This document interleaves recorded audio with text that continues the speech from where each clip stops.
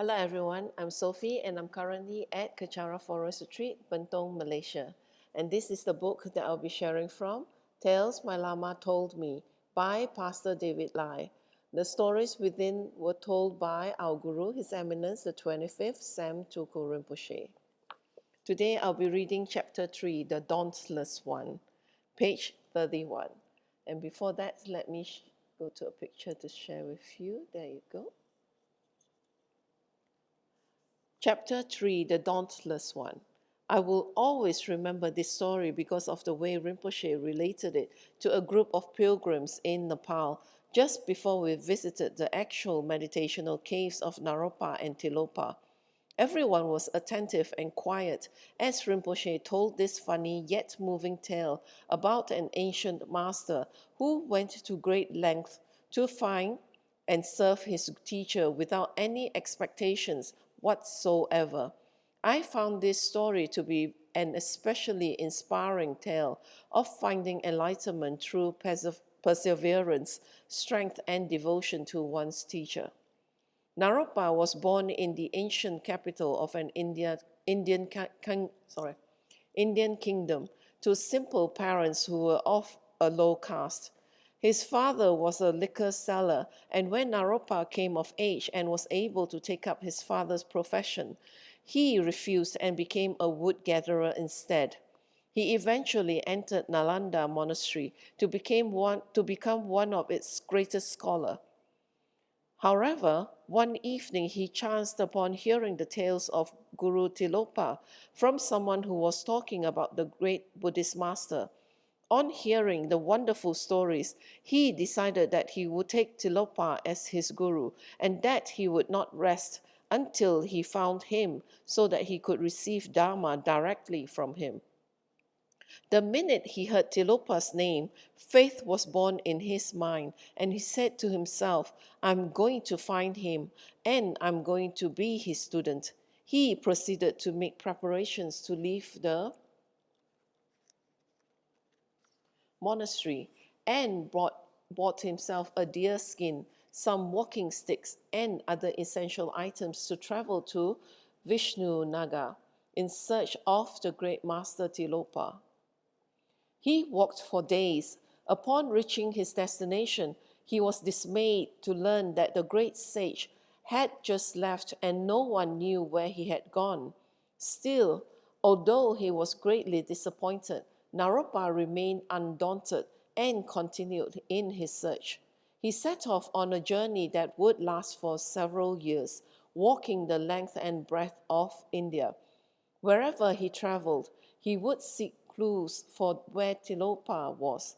When he found even so much of as a hint, he would go in that direction and stop by every village and town to ask if Tilopa had passed that way. In this manner, he persevered in his search unwaveringly. One day, in the heat of the midday sun, and when the air was still, Naropa sat under a tree and thought about how he was going to find this great master. Suddenly, he saw a figure walking towards him from a distance. He felt unusually excited and ran towards the stranger as if his legs had a mind of their own. He prostrated on the ground and walked around the stranger and got down on his knees. Finally, I have found you, he exclaimed. My guru, I have been searching for you for so long. Please take me as your disciple. I'm willing to serve you, beg for you, find food for you, tend to your resting place, and follow you. All I ask for is that you teach me the Dharma. Tilopa took one look at him, raised his walking stick, and hit him. I've never seen you. I hope never to see you again. I'm not your guru and you're not my disciple. So don't be so presumptuous. Stay away from me. He gave him another thrashing with his stick and walked away. Naropa just folded his hands and said, Oh, that was my first blessing. How kind of my guru to purify my negative karma. He really is my guru. I've finally found him. For the next 12 years, Naropa followed Tilopa everywhere he went. 3 times a day, every day for the next 12 years, he would go to nearby villages to beg for food, Bring it to Tilopa, put it near him, and run away quickly so he would not get a beating. Tilopa would eat the food and leave some leftovers. Then, when Tilopa walked away or took a nap, Naropa would go over to eat the leftover scraps. At night, Naropa would wash his guru's plates and clothes and leave them out for him. However, the guru never smiled or talked to him, let alone ask his name. For 12 long years, Naropa followed Tilopa everywhere without receiving even a word of Dharma. Still, Naropa persisted and continued to serve his guru. Towards the end of the 12th year, they chanced upon a village celebrating a wedding feast of a wealthy man's daughter. The generous host invited the guests to join in the celebrations and lavish them with 84 different types of curries. One of the dishes was a delicacy so rare and exquisite that upon tasting it, some of the guests proclaimed that they had dined on the food of the gods. Slipping his way in between the celebratory dancing and music, Naropa went to the wedding to beg for food. At that time in ancient India, during weddings or special occasions, it was considered a great honor to offer food to sadhus, mendicants, or monks when they came to beg, because it was believed to bring luck to the bride and groom. The wedding host gave Naropa some curries, one of which was the very special delicacy, which he brought back to Tilopa. Tilopa ate the curries and exclaimed, this is so delicious. At the end of the meal, Tilopa licked his fingers and again said, Yum, yum, this curry is so good. Where did you get this curry from, my son? Naropa couldn't believe his ears.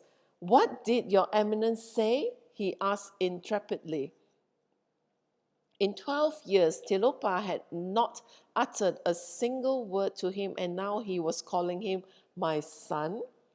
Oh, I like the curry. Where did you get it? I want some more, Tilopa replied, smacking his lips.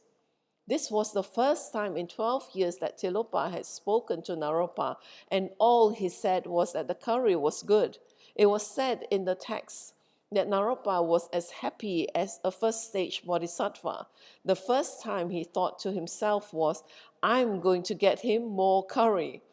Naropa went back a few more times and carefully brought the curry back to his guru. Each time, Tilopa ate up every morsel and asked for more.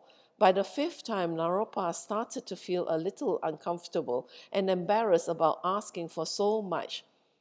Sheepishly, he approached the wedding again and asked for more curry.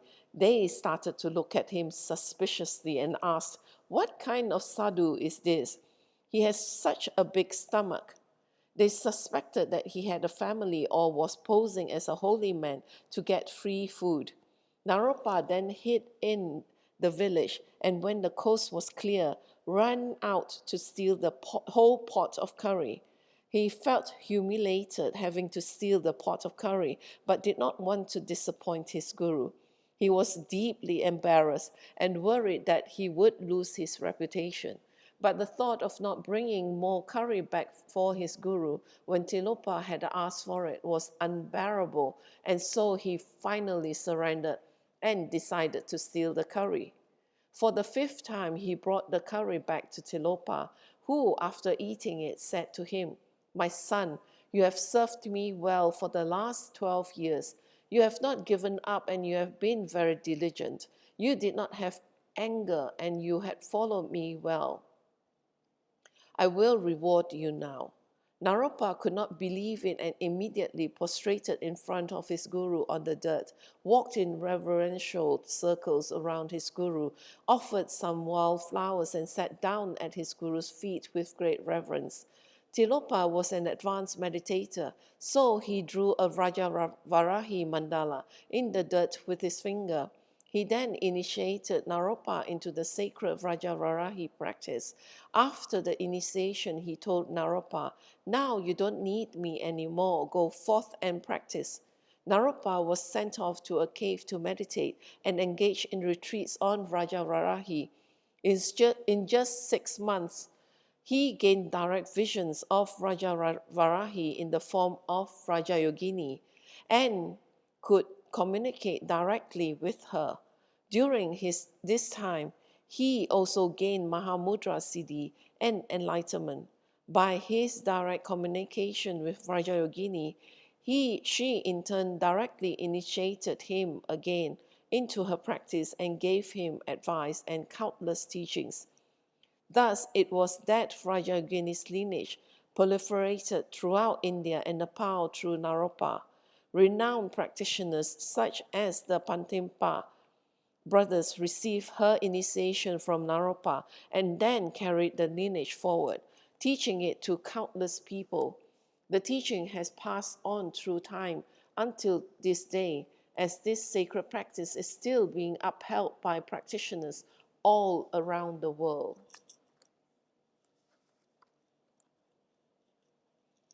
And that's the end of my sharing session today. And as shared, Naropa has been very persistent in his practice, even though his guru has basically ignored him and never even said a word to him. So this is what we should practice too, with the same patience and perseverance as Naropa had, towards his guru, and the full faith that Naropa had, So this is how we should really, really practice. So thank you for sharing your time with me, and I'll end this with a completion dedication in Tibet.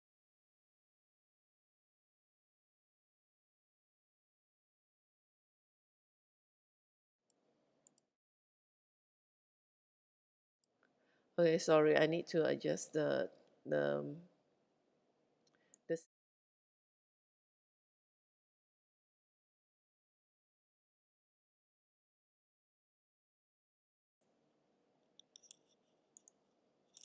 Right. So sorry about that, because I forgot to actually activate the sound. So bear with me for a moment. I'll activate all the pages as I go along. Okay. Jangju Sencho Rinpoche, Make Panam Geishi, Ke Panam Pame Payang, Goni Gondo Pewashu, Tony Towa Rinpoche, Make Panam Geishi, Ke Panam Pame Payang, Goni Gondo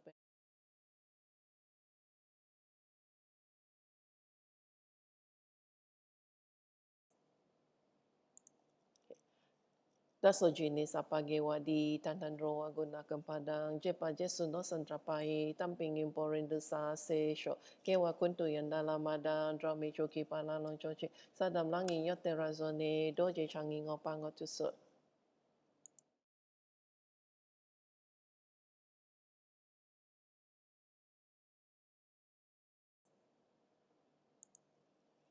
Gewadi yududa lama sangyo droyone drewa chikia malupa de salago pasho choki kya posungapa chosu nampa pewala geki samasi wada tungi malu sangwasho dadam senge desundan drewe songi latene gewa la santrapai tampa yu riva.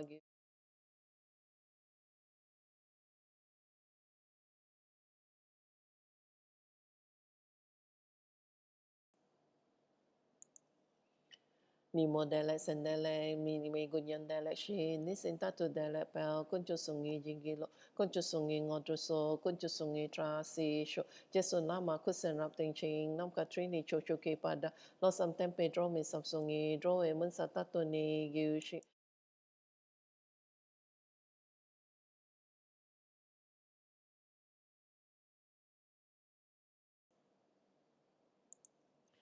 gang re rawe ko we shin kam dem pen dan dewa malu go in chen ren se one ten singa so yi sha pe shi de padu thank you shi home dumping otro malupa den de dala sel du so kodan den pa long chot nam ke pa so shik shuk ten sel. Again, my apologies for the delays in the prayers because I forgot to activate the audio. Thank you again for sharing your time with me, and please do join me when I read the next chapter, which is just as interesting. Bye bye.